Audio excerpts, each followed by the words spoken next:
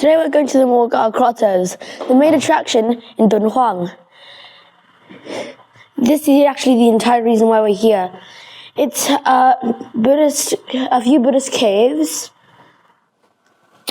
that represent different depictions of the Buddha and different other Buddhas.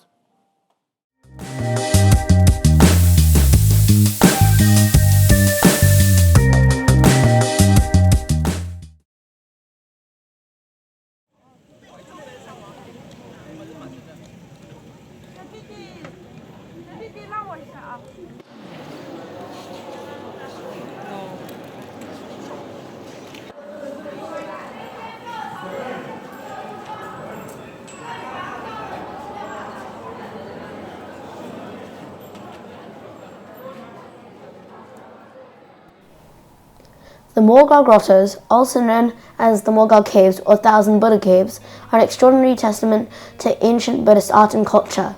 This UNESCO World Heritage Site has 735 caves that were constructed starting from the 4th century and continued for about a millennium.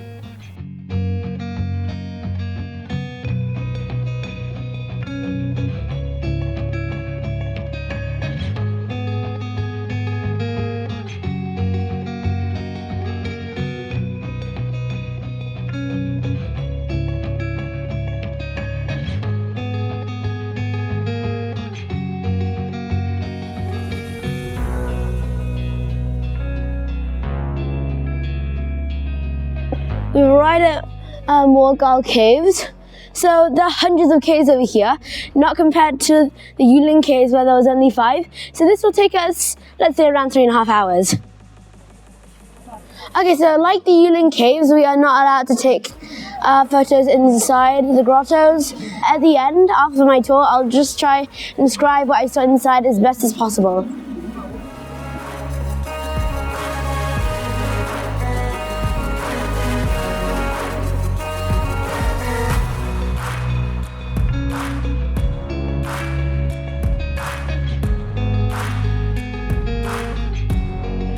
So these are wooden structures from the 10th century. The paintings are all original, but some people burnt a bit of it down, although these are 3 examples that are actually originals over here.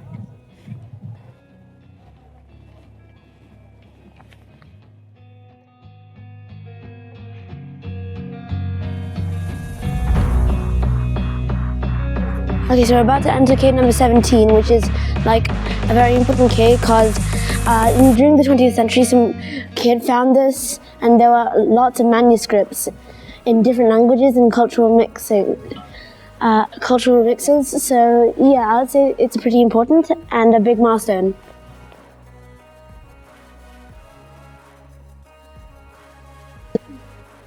Okay, so we just got out of cave number 17 in the guide and just told us the story of how it was discovered.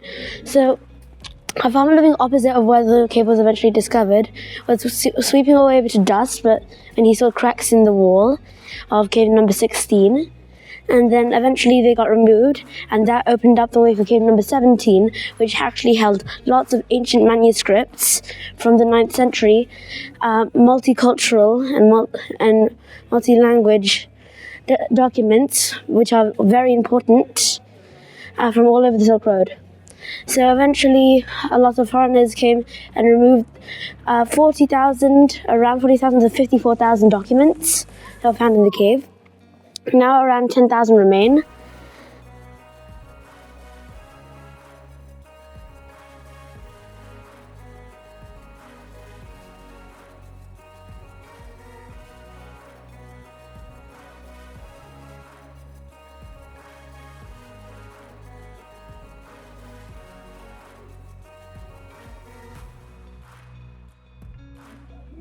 Okay, so we just finished our tour of Mogao Caves.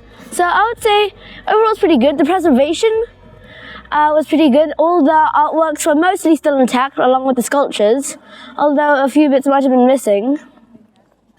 Also, I think the artwork and stories behind all the caves that we visited, it was very interesting. So a top tip, if you come to Mogao Caves, is that you should really get a guide. A guide will just transform your experience, or he or she will tell you all about the stories behind each of the caves, the depictions. So yeah, that's pretty good. Compared to Yulin Caves, which we've already visited, I would say that there are obviously way more caves in Mogao Grottoes than in Yulin. But I would say that Yulin is actually more natural because there's lots of preservation. And not to say that Yulin has zero preservation, but I would say it's more natural because all the trees grow freely and there is a river next to the spot where all the caves are. So overall, both caves and grottos are pretty good to visit. Highly recommend it.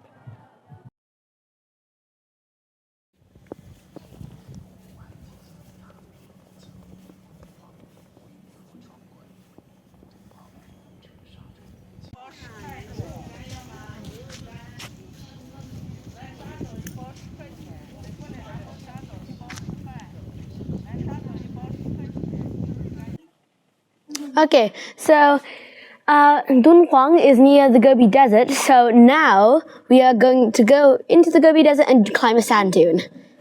That actually explains why I have shoe covers, but okay. So that sand dune over there, 40 kilometers long, 20 kilometers in width, and the highest point is 1,600 meters.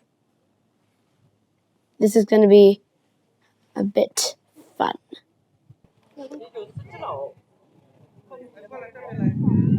Okay, so I got this camel. His name's Gobi.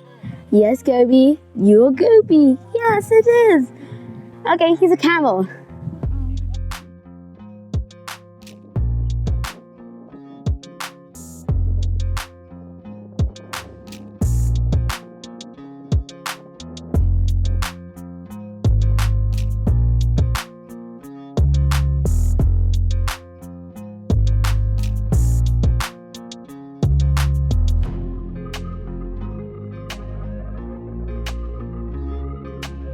So far, I am riding this camel and it's very fun. Amazing view so far. So I would say it's a pretty good activity in general because you can get amazing views. It helps you socialize with animals, so animal lovers will like it. And yeah, it's just generally fun. I'll highly recommend it if you have the chance.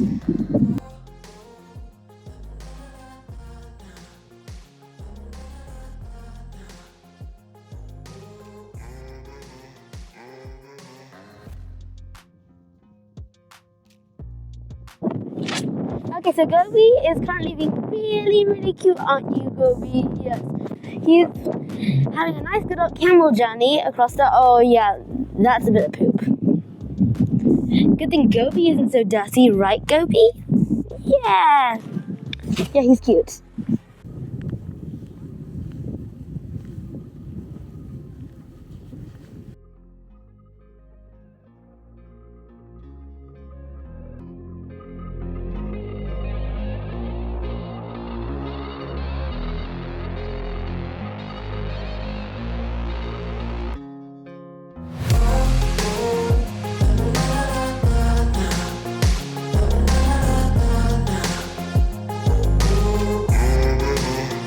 Okay, so we just finished our camel ride. Gobi's been such a good boy.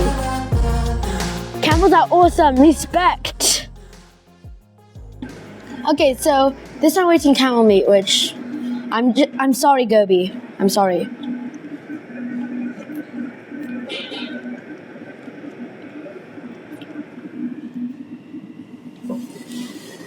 I'm really sorry, Gobi, to say that this is decent. Also, while we were visiting the Gobi Desert, we decided to have a little bit of fun. Now we're doing sand tobogganing. I honestly don't know how to feel, whether I'm supposed to be feeling scared or worried, or excited and happy. But all I know is that I need to go and get up there.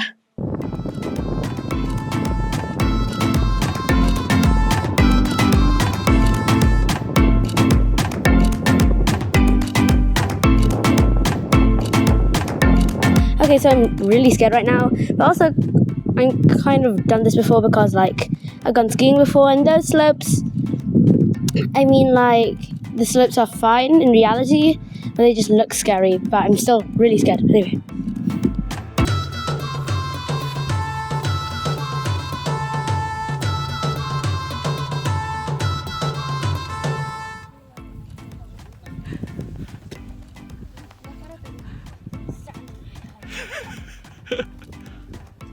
Pretty good experience, actually.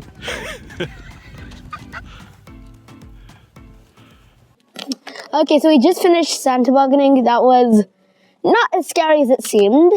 The slope wasn't as scary as like a really like steep Mount Everest kind of slope.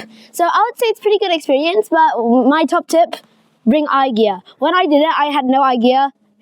Everything just got into my eyes.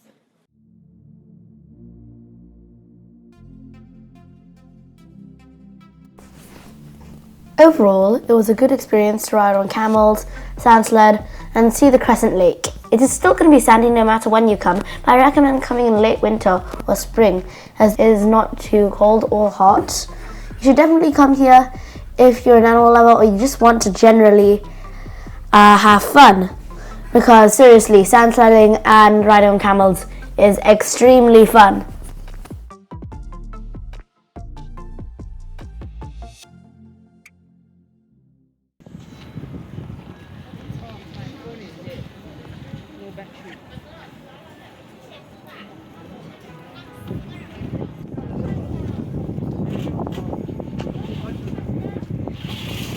If you come to these dunes, you have to get really lucky so that this doesn't happen.